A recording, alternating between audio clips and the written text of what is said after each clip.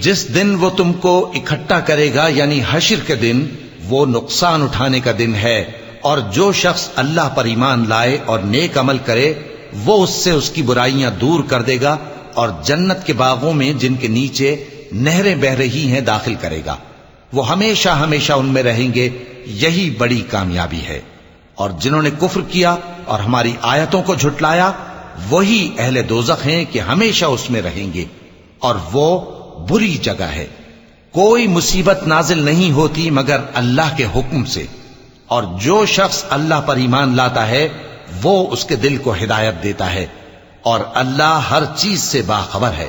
اور اللہ کی اطاعت کرو اور اس کے رسول کی اطاعت کرو، پس اگر تم منہ پھیر لوگے تو ہمارے پیغمبر کے ذمے تو صرف پیغام کا کھول کھول کر پہنچا دینا ہے۔ اللہ جو معبود برحق ہے، اس کے سوا کوئی عبادت کے لائق نہیں، تو مومنوں کو چاہیے کہ اللہ ہی پر بھروسہ رکھیں۔ مومنوں،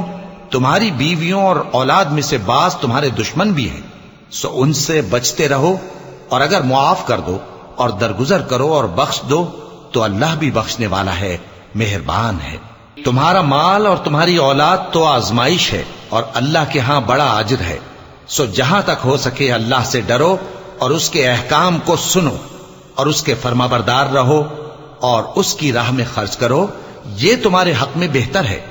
اور جو شخص طبیعت کے بخل سے بچایا گیا تو ایسے ہی لوگ راہ پانے والے ہیں۔ اگر تم اللہ کو نیک نیتی سے قرض دو گے تو وہ تم کو اس کا کئی گنا دے گا اور تمہارے گناہ بھی معاف کر دے گا، اور اللہ قدر شناس ہے، بردبار ہے، پوشیدہ اور ظاہر کا جاننے والا ہے، غالب ہے، حکمت والا ہے۔